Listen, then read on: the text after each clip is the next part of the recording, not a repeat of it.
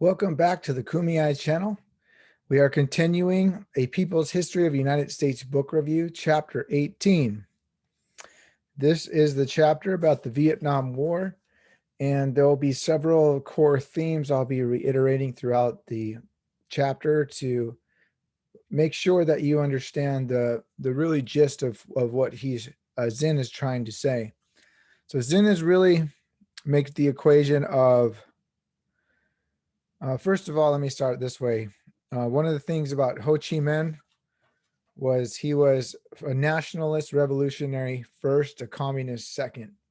So this whole debate between a communist and a freedom fighter is at the core of the Vietnam War. So another thing to mention is this was the greatest anti-war movement in U.S. history.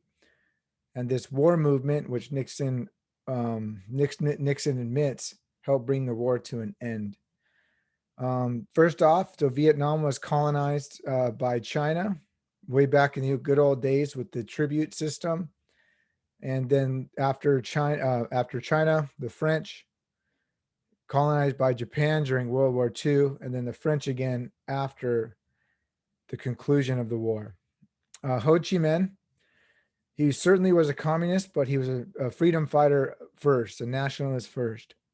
He helped fight and defeat the Japanese. They celebrated their liberation in 1945. And it's really, so I really want to drive home this. So you have to understand Ho Chi Minh like he was the George Washington of Vietnam. And similar to the beginning of the United States, in 1945, after they celebrated liberation, the Vietnamese issued a Declaration of Independence. It was inspired by the American and French Declaration of, and the American independence and the French Declaration of Rights. For example, all men are created equal, life, liberty, and the blah, blah, blah. Then they aired their grievances against the French rule. So in a way, you have to look at it this way. This is how I would explain it. For example, in the United States, we fought for our freedom, being colonized by Britain. And we celebrate the 4th of July every year. So in this same way, the Vietnamese were celebrating their freedom. However, and although Zinn doesn't use this word a lot, if at all in the book, the Americans are hypocrites because we don't stand for what we stand for. We don't stand for other people. Then the United States becomes British and starts, literally becoming what we celebrate against every 4th of July. We start becoming the colonizer, and we start becoming what we despised initially. So I want to drive that theme home right off the bat, so you understand the proper lens to see this through. Okay, so we'll introduce the Pentagon Papers at this point. We'll cover it a little bit later. This talked about the secret war. And in the Pentagon Papers, it states, for the first and only time in its modern history, Vietnam is free from foreign domination. So recolonization takes place after World War II. A lot of the imperial powers, colonial powers, were destroyed and lost their colonies during World War II. So the recolonization. England takes back the South, gives of Indochina, gives back to the French. I don't actually, my notes are sloppy. Let me take that sentence back. So England takes some of their colonies back. So did the French. China takes northern Indochina. Yeah, I think England did take the South. And they give French their portion as well. So all those powers that were around after World War II start to basically gobble up the colonies that were in disarray after World War II. So one of the things I want to talk about this is Ho Chi Minh. And for example, like in Japan, when Japan started becoming a world power, what they wanted to do is join the big boys club. They wanted to join the world of the the world of developed nations. And so, similar to Japan, Vietnam does the same thing where they're trying to use the Western outlet to join the developed countries. So, they're trying to join the League of Developed Western Nations using the Western path. So, in addition to the Declaration of Independence that they created, they also wrote letters to Truman. Ho Chi Minh wrote letters to President Truman and the United Nations, accusing the French of the starvation policy. Truman never replied. And I would call at this point the idea of racism the same reason why the Japanese weren't included in this Western club. The Vietnamese weren't as well. So you always have to understand this paradigm of race as part of a central reason why they weren't considered equal and allowed back to the equal table, to the round table, if you will. So the French immediately start bombing, which created an 8-year war. Excuse me. So you have to understand everything that's going on at the time. This is why the last chapter was really difficult about World War II. So at this point in time, as modern history carries on, there's more and more variables. So it's more difficult. So you have to really pay attention. So as the French were starting to recolonize Indochina, which started an 8-year war, this also is at the time the communist victory was in China. In 1949, the Korean War in 1950. At this point in time, the United States becomes part of the French occupation by funding the French with military aid. So by 1954, the U.S. is financing 80% of the French occupation and war. This is $1 billion. Okay. So the question, why was the United States doing this? There wasn't much public discussion. They state it was to stop communism. So that's the political answer. But there was more strategic answers. There was more economic answers that to me make more sense.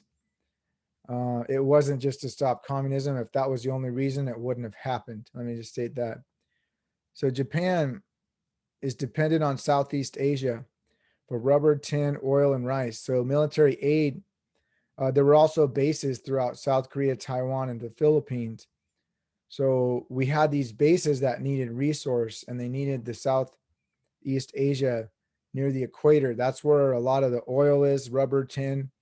As you go up north, especially in Japan, it's a resource poor island. It's almost completely reliable on the Southeast Asian countries for these resources.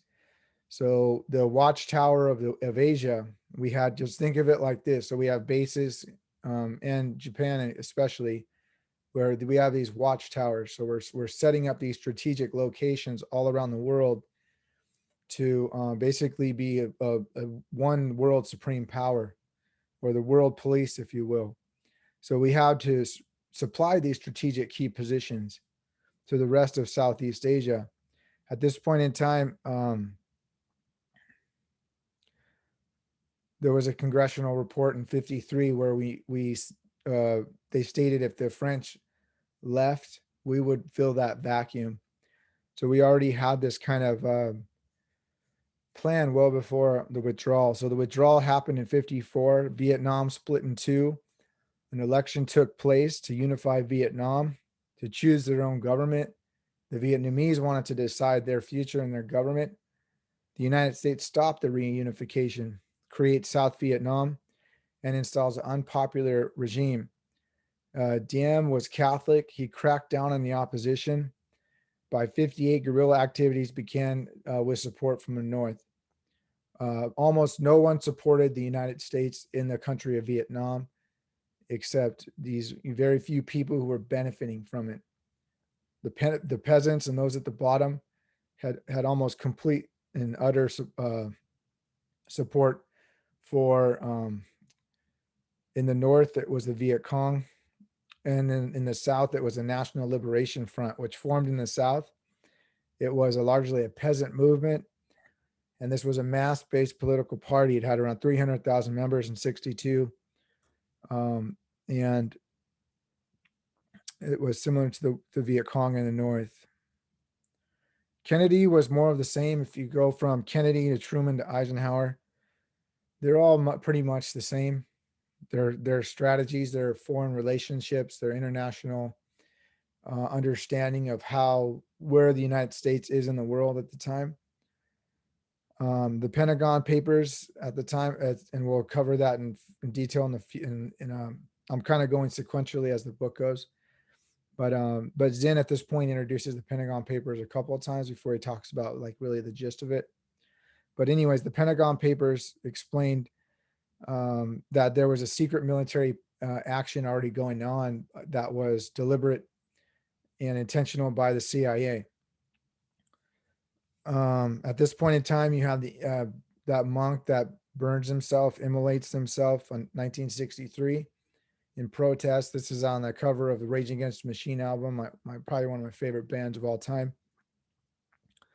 And monks start protesting. The Geneva Accords permitted 685 military advisors in South Vietnam. However, the U.S. was sending way more than they were supposed to than was agreed upon. They were sending thousands, which rose to 16,000, and who began to start taking in combat operations, which was against a violation of the treaty of the Geneva Accords. So countryside at this point was lost by the NLF, National Liberation Front. Diem was replaced. There was a coup on Diem. The generals plotted to kill him. The CIA had knowledge about this, but did nothing. Diem is executed. He's abandoned by his foreign allies, similar to how we abandon the Kurds in the Middle East.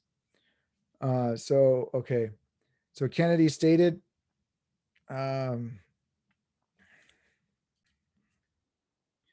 we have here Kennedy stating that communism was about, the war was about communism and promoting freedom.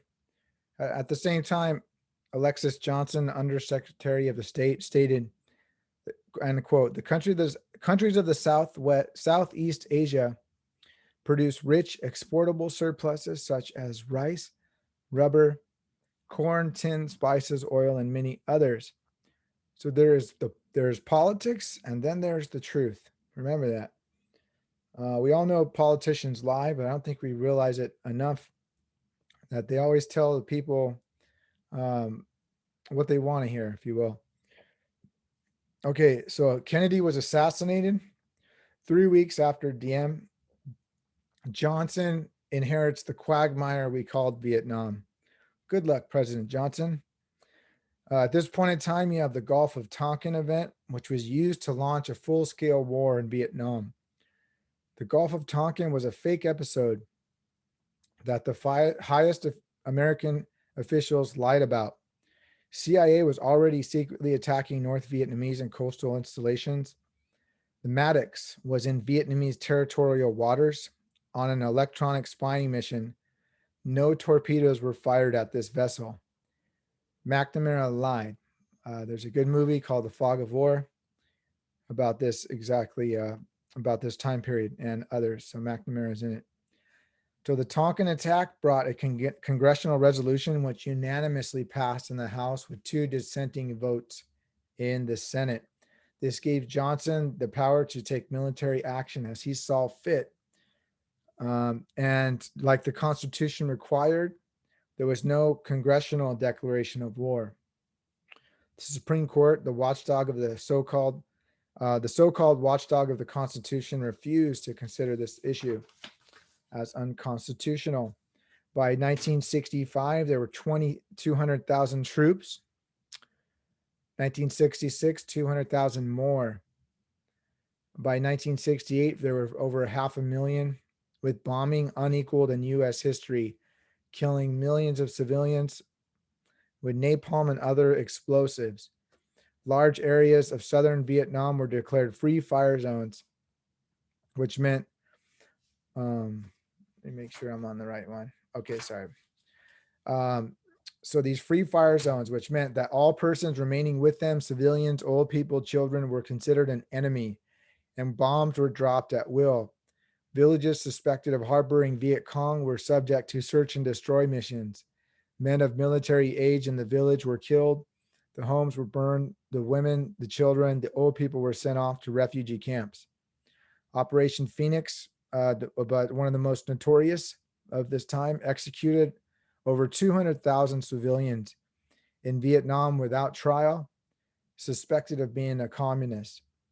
There were Vietnamese POW camps at this point where there was evidence of being tortured and beaten, similar to Abu Ghraib in Iraq, which will be later on. There were two times more bombs were dropped than World War II, which is a heck of a lot of bombs if you consider World War II. So 7 million tons were dropped in Vietnam, Laos, and Cambodia. 7 million tons. They poisoned the area the size of Massachusetts, killing all the vegetation. This scorched earth policy caused birth defects. Another notable incident was the My Lai 4 massacre. In 1968, there were 500 men, women, and children. The government tried to cover it up, but there were photographers there. And as we'll see later in the Iraq chapter, so one of the things about Vietnam is the government didn't have control of the media like they would later on in Iraq. So a lot of the stuff that they wanted to cover up, they couldn't because they made the mistake by having the media there. The government will correct itself in the Iraq war and limit the media's coverage. So they could not cover the My Lai massacre. The lieutenant was sentenced, but it was reduced from life to 3 years. The scorched earth policy was commonplace. The unpopularity of the Saigon government explains the success of the National Liberation Front in infiltrating Saigon. Okay, so we lost the hearts and minds by all these actions, and that's kind of a political science term, the whole hearts and minds. Certainly these bombings and all this treatment was turning everyone against us, and they already were to begin with. Okay, so the Tet Offensive was a very important time. So there are a couple moments in time, I guess, incidents where you need to remember. One's the Tonkin event, the other one's the Tet Offensive. So Tonkin got us into the war by that, false evidence, by lying about what actually happened. The Tet Offensive was actually this really important moment in the Vietnam War when the North really surprised the heck out of the United States by staging an incredible offensive where the NLF proved the NLF, National Liberation Front, could defeat the Americans. They occupied the airfield and the embassy, had popular support. And this is when the American public started realizing, and the American people started realizing that they were probably going to lose this war. One more turn of the screw. So there's this bombing policy we started happening, and it was like in a way, it was an act of desperation. So as we started, losing our hold and our grip, we started, in a way, what we did in World War II. We started to bomb population centers as a strategy. So we hope to break the will of ordinary Vietnamese, which really doesn't make sense because you would radicalize them, right? President Johnson stated only military targets, air quotes, like World War II. However, the CIA recommended bombing a program of greater intensity. You got to love the euphemisms. The CIA installs right-wing governments in Laos. Bombing ensued. There's a book reference, The Plain of Jars, and the bombing in Cambodia was really awful at this time as well. So covert op in Laos. So The Plain of Jars covers that. That's a book on this in time where over 25,000 sorties. A sortie is an individual plane, were flown from 64 to 69, dropping 75 tons of bombings, and tens of thousands were driven underground. This too was covered up by the press. And at this point, by the time you get to 68, a war of attrition starts to take place. LBJ approves dives. Excuse me. There was, oh, yeah. So LBJ doesn't run for re-election. There was no end in sight. He's all, I'm out of here. Nixon wins the election, running on a promise to end the war. So by 72, there was only one of the biggest issues we had, or opposition, just like all wars, is people dying, losing people. So by 72, 150,000 troops left, ended the most unpopular practice of U.S. soldiers. But so what we did at this point, it was a policy of Vietnamization, which in essence was what we were doing back in 1954 when we were sponsoring the French occupation, spending 80% of the budget. So now we were just financing it. So we kind of went back to where we started, where we were financing it using Vietnamese ground troops, but American money. The invasion of Cambodia took place in 70. Kissinger and Nixon never disclosed this. This was a huge deal in the 70s, because what it really called into question is, are we actually a democracy? Do we actually have checks and balances? The executive power, the president has way too much power, especially what many people talked about in this last administration, the Trump administration. But this debate was going on well before Donald Trump, really exercises executive power. And so what they realized at this point was that the presidential office was kind of the checks and balance that we were all taught in high school wasn't really there. There was no checks and balances. Congress just slapped them on the wrist, and could not use American troops in extending the war without congressional approval. And ultimately, what really, it's kind of interesting to mention, but I don't think it was actually the problem of the presidential power being too much. It was more that we were losing. If you're winning, it's like, no one cares. So the invasion of Laos failed. And then at this point, the civil rights movement starts to take hold. So, and that was the first sign of opposition to the war. It took a while for the opposition to happen. And one of those first sparks was the civil rights movement. And a lot of it had to do with this idea of race.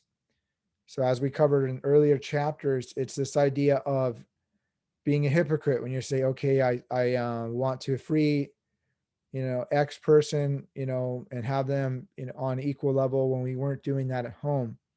So violence against Asians was equated to violence against Black people in the United States, and this equal distrust in the government. So we're fighting for freedom abroad while the Blacks were still not free at home. So you had people like Muhammad Ali refusing to serve in a so-called white man's war. They took away his title as a champion. Martin Luther King states, "We must stop now," in 1967. So draft dodging started before that, though, in 1964. But it really started to pick up at this point in time in 67. There were draft card turn-ins all over the country. For example, other people like my father went to college full-time to avoid the draft. But if you were drafted and you didn't have those outlets to deferment legally, you would just not do it and pay the consequences. So in 70, it was the first time that the selective service system could not meet its quota for the first time. For example, in Northern California, half of the 4,400 did not show up. You have protests in 69 in Boston, 100,000. In 70, you have Washington peace rallies. In 71, you have civil disobedience happening in Washington, where 20,000 stopped traffic, which led to the largest mass arrest in U.S. history of 14,000. Evidence from all walks of life. Everyone from all walks of life protested the war. Actors, artists, celebrities, lawyers, corporations, newspapers, teenagers, and most notable of all, Daniel Ellsberg. So Daniel Ellsberg Let's see, are we at Daniel Ellsberg yet? Yes, we are. So Daniel Ellsberg was a Harvard-trained economist. So the DoD hired Daniel Ellsberg to write a book called The History of the Vietnam War. It was a secret, though, and he made it public. So the 7,000-page document, the Pentagon Papers, was leaked to the newspapers and was, trickled, it was a slow drip. It was trickled out to the public via the news outlets. So Ellsberg and Russo were another person that was a part of this project, was indicted for the Espionage Act for releasing classified documents. But Watergate revealed. So when Watergate happened, this is Nixon's, and I think we cover it next time in more detail. I did skip a chapter, however, so maybe it was in the last chapter. But what Watergate revealed was all these things that the government was doing that was against their scope of work, to put it, I guess, politely. In the CIA and the FBI, they were doing all these things that you're not supposed to do, and that they were doing stuff to Ellsberg in particular, which is why the trial was called off, because they were basically, what I guess tainted the case by doing that. There was also a rebel priest at this point, Daniel Barron, who set afire the draft board office. There were student demonstrations. The SDS, Student for a Democratic Society, early protest. Brown University in '69, where graduates turned their back on Henry Kissinger at a speech. You have Kent State in '70. This is the famous Kent State affair. After Nixon ordered the invasion of Cambodia, the National Guard killed four protesting students. So all in all, there were 400 colleges and universities protesting, the largest general student strike in U.S. history.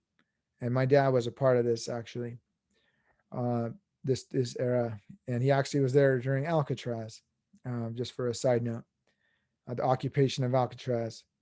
So in '69 and '70, the FBI listed over almost 2,000 student demonstrations, 300 occupations of buildings. ROTC programs were canceled, which was a very important source for recruiting people into the military. They were completely canceled. Middle America and Blue America was against the war.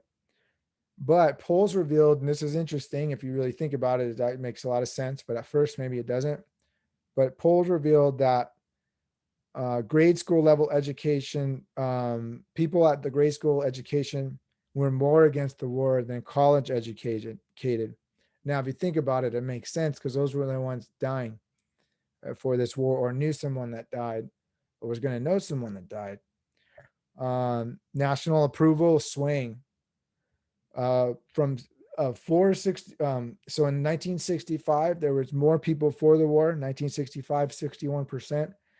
Fast forward 6 years later, 1971, 61% were against. So in that 6 years, you have a complete 180.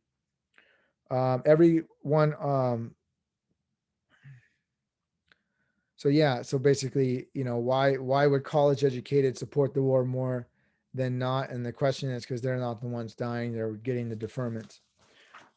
That's a question I have right there. So Vietnam produced opposition by soldiers also, and veterans on a scale never seen before. Never since and never seen before. So there were mutinies, yes, during the Revolutionary War. There were refusals to re-enlist in the Mexican-American War, desertion and conscientious objections during World War I and World War II, but nothing compared to Vietnam. Soldier opposition began with isolated incidents, then multiplied. Many were in prison. Desertions mounted. So by the time you get to 71, that's really when it started taking off, the desertions, as that approval rate changes. So there were 50 to 100,000. Many took sanctuaries and churches. The GI coffee houses were set up to organize GI anti-war movement. Underground newspapers circulated on military bases. By 1970, there were over 50 newspapers. Defiance spread to the war front itself. And you have here the Winter Soldier investigations, not the movie by Marvel. So that's probably where they got it, actually, when I think about it. So Winter Soldier investigations gave public testimony in 1971, where you have many decorated officers and soldiers throwing their medals over the fence. Thousands participated. There was a concerned officers movement where there was pilots that refused to fly. However, most anti-war movements came from the bottom because more died at the bottom. Desertions doubled by 67 to 71. There was 47,000 to 89,000 in 71. Vietnam Veterans Against the War. That was an organization. There's a book called Johnny Got His Gun. Born on the 4th of July by Ron Kovic was inspired by, no, I'm sorry about that. So there was a book that was written called Born on the 4th of July by Ron Kovic, who was basically a disarrayed veteran. There's a movie made about this by Tom Cruise, if you're interested.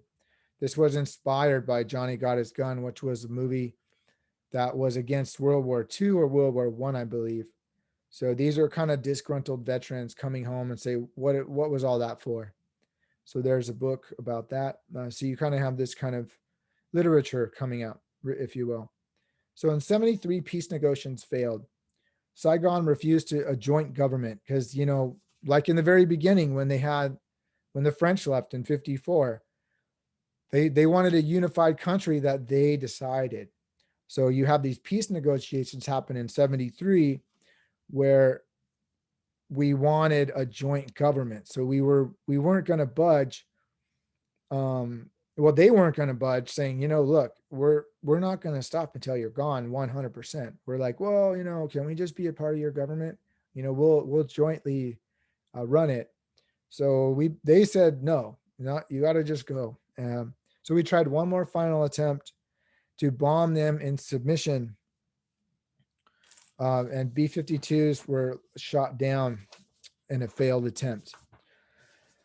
So Kissinger agreed to the same peace agreement as before the U.S. withdrew. We sent aid to Saigon. North Vietnamese launched attacks in 75. The Saigon government collapses. Saigon now is Ho Chi Minh City. The war is over. Vietnam is unified. It was not until late 1973, when American troops had finally been removed from Vietnam, that Congress passed a bill limiting the power of the president to make war without congressional consent. War Powers Resolution gave 60 days limit to president. First U.S. defeat. So just one of the main takeaways at this is towards the end of the chapter is, first of all, this was the first defeat to the global American empire, which was formed after World War II. So at this, one of my professors, and I talked about it last time, is his name's Professor Stosinger. So he wrote a book called Why Nations Go to War. One of the things he said over and over and over again in his class was hubris, hubris, hubris, hubris. And what hubris is, it's an excessive pride. It's excessive self-confidence. And this is exactly what the United States had until Vietnam happened. Then we realized that it wasn't just before Vietnam, hubris of the United States said and believed, with only military might, we can win any war. That hubris, which we lost after Vietnam, but it came back again in other forms in Iraq. But what we really realized, so for example, we lost Iraq, we lost Afghanistan, we lost Vietnam. So what we're realizing now is that without the will of the people, you can't win a war. Military might, in fact, does the opposite sometimes, because by bombing and killing people, what you're doing is radicalizing them and turning those little children that were in that war into soldiers for the next generation. So this is that first time in history where we're humbled as a nation, where we realize that this global empire of America has its limitations, and we can't just do what we want. And we actually need to use politics and our soft power, our culture, our belief system, and all these other things if we want to win these wars. The other thing, one of the takeaways, um, a couple of takeaways is this. Well, Vietnam basically was one big conspiracy after the next. However, one of the positive things was that Nixon did admit that the anti-war movement stopped escalation. So what it proves is that protesting works, and as Americans, we have to keep doing that. When we think something is wrong, we have to be willing to lose something for our children and the next generation. And finally, I'll end on this. Vietnam was a legacy of the permanent war economy, which was an aspiration since the Spanish-American War, World War I, and World War II, which was an aspiration by the establishment of business executives, of military brass, and of politicians. So with Vietnam, you have the chickens coming home to roost, and you have the reckoning of all that we were before. Okay, so that concludes this chapter. I know I threw a little extras in there, but this is I think one of the most important chapters in the book, and I really wanted to add that little extra. All right, so next week we'll be doing the 70s. Thanks for watching my video, everyone. Take care.